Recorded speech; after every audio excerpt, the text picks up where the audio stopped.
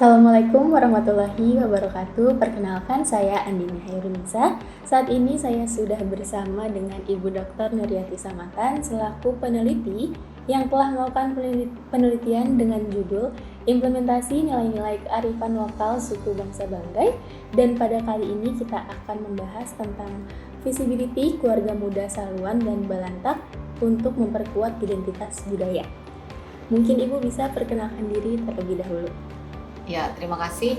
Assalamualaikum warahmatullahi wabarakatuh. Nama saya Dr. Nuryati Samatan sebagai Ketua Tim Peneliti dari penelitian multi-years dengan judul Implementasi Nilai-Nilai Kearifan Lokal dalam Membangun Suku Bangsa Banggai. Ya, terima kasih. Pertama-tama bisa Bu jelaskan mengenai visibility study pada komunitas etnis Saluan dan Balantak itu seperti apa? Ya, terima kasih. Jadi saya perlu menjelaskan dulu tentang dua etnis tadi, yaitu etnis Saluan dan Balantak. Jadi dua etnis ini sebagaimana etnis Banggai mendiami Kabupaten Banggai Daratan maksudnya, kemudian sebagian kecil di Kabupaten Banggai Kepulauan dan sebagian kecil di Kabupaten Banggai Laut. Nah, sementara etnis Saluan dan Balantak ini juga itu merupakan bagian dari etnis yang besar pada daratan Kabupaten Banggai di daratan Pulau Sulawesi. Nah, kemudian kegiatan visibility study ini dilakukan dalam rangkaian penelitian implementasi nilai-nilai kearifan lokal dalam membangun suku bangsa Banggai, dan ini adalah bagian dari kita menguji cobakan apakah ada perubahan signifikan pada implementasi nilai-nilai kearifan lokal pada suku bangsa tersebut, yaitu 3 suku bangsa yang sebetulnya menjadi bagian dari komunitas yang membangun yang disebut dengan suku bangsa Banggai secara keseluruhan. Oke, kemudian kalau tahapan-tahapan dari visibility study mungkin bisa dijelaskan Bu seperti apa? Iya, jadi yang pertama visibility study itu adalah rangkaian penelitian yang terjadi pada tahun kedua. Jadi tahun kedua dari rangkaian penelitian selama 3 tahun. Karena kita membutuhkan keluarga relawan, kita menghubungi keluarga-keluarga relawan itu dengan persyaratan bahwa dia memiliki waktu untuk mengikuti tahapan-tahapan visibility study. Kemudian yang kedua, dia memiliki anak usia sekolah SD atau SMP atau SMA, dan yang ketiga dia bersedia untuk melakukan checklist setiap hari, dan yang paling penting tentunya dia bersedia untuk mengimplementasikan nilai-nilai budayanya pada anaknya sendiri. Karena setiap saat kita berharap bahwa checklist itu, karena checklist itu ada 3 modelnya. Jadi checklist, kemudian plus, kemudian minus. Ya, diharapkan bahwa setelah 2 bulan itu sudah tidak minus lagi, minimal dia plus atau checklist. Jadi berarti hasilnya jadi membaik. Ya. Oke, jadi checklist itu nanti diisi setiap hari oleh keluarga relawan ya Bu ya? Iya. Kurang lebih itu yang mereka harus lakukan setiap harinya. Kemudian dari apa yang udah dilakukan tadi, mungkin salah satunya checklist oleh keluarga relawan, temuan-temuan apa Bu yang Ibu berhasil temukan pada visibility study di kalangan keluarga suku Saluan dan Balantak ini? Ya, terima kasih. Jadi yang mungkin ada di masyarakat kita secara umum itu adalah kita kurang disiplin. Jadi kemudian kalau kita mendisiplinkan anak itu seperti ada perasaan tidak tega gitu. Kok iya harus seperti ini, kan dia masih kecil, padahal anaknya sudah mulai membesar dan membesar. Nah, tidak seperti masyarakat barat yang misalnya memang sudah mendisiplinkan anak dari kecil. Nah, ternyata nilai-nilai kedisiplinan yang harusnya ditegakkan dalam keluarga, dan itu akan menjadi bagian dari bagaimana anak nanti tumbuh besar dalam kedisiplinan, itu kadang-kadang tidak seperti itu, karena menganggap bahwa anak-anak masih, ya namanya juga anak-anak, ya nggak usah tidak perlu terlalu saklek dididik disiplin, dan ternyata itu akan menjadi masalah di kemudian hari. Nah, setelah itu, jadi temuan yang paling umum adalah kedisiplinan tadi. Jadi masyarakat atau keluarga relawan seperti tidak tega untuk menyuruh anak membersihkan minimal membersihkan kamar tidurnya sendiri, kemudian setelah makan mencuci piring sendiri, kemudian menyiapkan peralatan sekolah, menggunakan baju atau mandi sendiri. Jadi kadang itu tidak ya. Kemudian dia harus bangun tepat waktu dan pergi ke sekolah tepat waktu. Itu biasanya tidak dididik seperti itu secara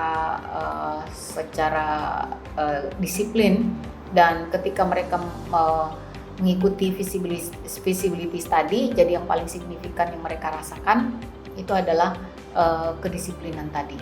Kedisiplinan Ya. ya Bu ya. Kemudian kalau mungkin ada nggak sih Bu testimoni ya mungkin dari keluarga relawan yang sudah melakukan visibility study ini gitu? Iya. Ada setiap relawan itu menggunakan atau membuat testimoni, dan ada salah satu relawan yang cukup signifikan bernama Ibu Ratu dari kalangan etnis Saluan, yang mengatakan bahwa anaknya itu memiliki perkembangan yang sangat signifikan. Jadi kemudian dia juga menjadi lebih percaya diri untuk mendisiplinkan anak, untuk misalnya dia harus tega atau dia kemudian menjadi lebih percaya diri saja ya. Jadi ketika misalnya anak itu sudah terbiasa untuk mencuci sepatunya sendiri, kalau di mungkin sebelumnya ada tetangga atau apa yang melihat loh kok disuruh mencuci sepatu sendiri, tapi kalau sekarang dia sudah lebih percaya diri bahwa memang anak-anak itu harus dididik untuk sejak awal menjadi lebih mandiri. Jadi memang mereka secara keseluruhan masih di situ ya. Jadi hal yang paling mendasar ketika visibility study itu, dan itu yang sulit untuk dilakukan atau belum dilakukan atau masih separuh-paruh dilakukan, itu adalah kedisiplinan. Sementara kalau untuk mengaji, untuk sholat itu memang sudah dari awal sudah dibiasakan. Jadi mereka masih ini dengan kedisiplinan dan kemandirian. Jadi dua hal itu. Jadi misalnya disiplin waktu dan kemudian kemandirian itu bagaimana mereka menyiapkan segala sesuatunya sendiri. Misalnya menyiapkan kalau pergi ke sekolah, anak-anak itu mungkin sudah kelas 2 atau kelas 3 SD sudah harus ini sendiri, menyiapkan bajunya, memakai baju sendiri, menyiapkan tasnya sendiri, dan kemudian pergi ke sekolah. Yang selama ini mungkin tas, peralatan sekolah dan lain sebagainya itu harus diurus oleh ibunya pagi-pagi masukin begitu ya. Kalau sekarang dia lebih percaya diri dan anak itu lebih mandiri untuk mengurus segala sesuatu. Ya. Oke Bu, kemudian dari itu mungkin fenomena yang ada di sana begitu ya Bu ya. Terus gimana kaitannya fenomena yang terjadi dengan identitas budaya di suku Saluan dan Balantak itu Bu? Terus kemudian apa yang perlu diperkuat kembali kira-kira dari analisis penelitian itu? Iya, jadi yang tentang identitas budaya sama juga dengan beberapa waktu itu sama juga dengan etnis Banggai, itu mereka kehilangan ini tentang bahasa. Terutama kalau Saluan itu sudah mulai untuk ini kembali ya, suku bangsa Saluan sudah mulai kembali untuk mengajarkan dan untuk memperkuat identitas budaya melalui percakapan dalam rumah, bahasa pengantar. Kalau suku Balantak untuk yang sudah ke masyarakat yang sudah ke kota dalam tanda kutip, itu memang sudah mulai tergerus juga bahasanya, dan mereka dengan pelatihan ini juga merasa bahwa mereka harus kembali ke identitas budaya masing-masing untuk mengajarkan anak, untuk mendidik anak agar besar dalam sebagai suku bangsa tersebut. Ya. Oke, baik Bu. Kemudian kalau tadi mungkin masalahnya tetap di bahasa ya, kehilangan identitas budaya. Bahaya apa nih Bu kira-kira yang bakal terjadi kalau misalkan hal itu tidak diantisipasi sesegera mungkin? Ya, kalau tidak diantisipasi sesegera mungkin karena penutur dari bahasa Saluan atau suku bangsa Saluan dan suku bangsa Balantak itu juga lebih sedikit daripada suku bangsa Banggai. Jadi kemungkinan untuk ada diperkirakan bahwa setelah 2 generasi dari sekarang itu suku bahasa akan menghilang, dan dengan sendirinya suku bangsa tersebut akan hilang juga dalam tanda kutip ya, karena identitas budaya tanpa bahasa itu sebetulnya nonsens. Itu merupakan hasil berbagai penelitian yang telah saya tuangkan juga dalam riset saya mengenai identitas budaya dan kode mixing dari kalangan milenial suku bangsa Banggai. Karena di situ banyak penelitian ya untuk mengembalikan jati diri orang itu dari kalangan tertentu, dari kalangan migran dan lain sebagainya. Mereka yang sudah bermigrasi ke kota-kota besar dan lain sebagainya, untuk mengembalikan itu mereka juga harus memperkuat melalui identitas bahasa itu. Oke, baik. Kemudian selanjutnya apa yang akan dilakukan oleh tim peneliti untuk makin memperkuat identitas budaya nih di suku Saluan dan Belanda? Iya, tentunya hal yang kami lakukan itu adalah meminta kesediaan stakeholder untuk bisa bekerja sama, dalam hal ini para pejabat, kepala daerah dan kepala dinas, yang sayangnya itu selalu silih berganti ya.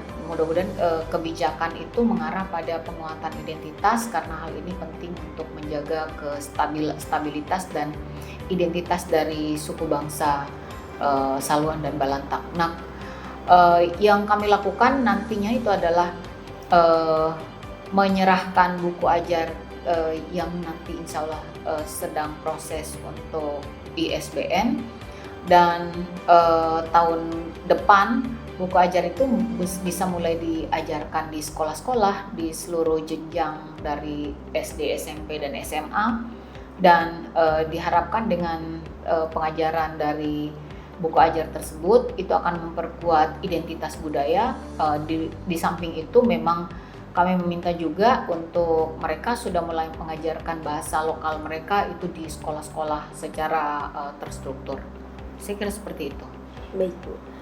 Kemudian dari seluruh rangkaian penelitian yang sudah Ibu lakukan, harapan Ibu itu seperti apa untuk buku ajar muatan lokal yang akan dibagikan di sana? Ya, jadi yang tim harapkan atau kami harapkan dengan 3 tahun penelitian yang jadi sekarang udah tahun kedua, tahun depan itu sudah tahun ketiga, dengan 3 tahun penelitian ini tidak akan terbuang dengan begitu saja. Jadi hasil yang sudah kami berikan kepada kepala daerah itu nantinya benar-benar diimplementasikan dan diajarkan di seluruh jenjang sekolah. Dan untuk membuat buku ajar itu cepat diakses, bisa diakses dan tidak perlu dibeli oleh kalangan anak-anak, itu kami juga akan bekerja sama dengan pihak Universitas Gunadarma agar buku ajar muatan lokal untuk implementasi nilai-nilai kearifan lokal dalam membangun suku bangsa Banggai itu bisa dipublikasikan atau bisa diakses melalui situs e-book yang ada di punya Universitas Gunadarma. Karena kami tidak terlalu yakin ketika kami hanya menyerahkan saja ke pihak sekolah atau pihak kepala daerah dan pihak Pemda. Pihak Pemda itu masih bisa memelihara situs web, dan karena kalau kepala daerah sekarang kan makin pendek ya, tahun depan itu sudah berakhir semuanya jabatannya kalau mereka mau melanjutkan. Dan kepala dinas ya tergantung kepala daerahnya atau bupatinya, itu berapa lama dia masih gunakan orang tersebut ya. Ini kan persoalan suka dan tidak suka, dan kebijakan itu kita tidak bisa intervensi. Dan harapan kami walaupun kepala daerah, walaupun pejabatnya berubah atau berganti, tapi buku ini tetap langgeng dan diajarkan di sekolah-sekolah. Saya kira seperti itu. Oke, baik. Semoga saja semua harapannya bisa terrealisasikan dengan baik ya Bu ke depannya. Oke, mungkin sekian, terima kasih untuk Ibu Dr. Nuryati Samatan sudah berbagi cerita hari ini dengan saya Bu. Kurang lebihnya mohon maaf, itu saja yang bisa saya sampaikan dan saya bahas bersama Ibu Dr. Nuryati Samatan. Kurang lebihnya mohon maaf. Wassalamualaikum warahmatullahi wabarakatuh. Waalaikumsalam warahmatullahi wabarakatuh.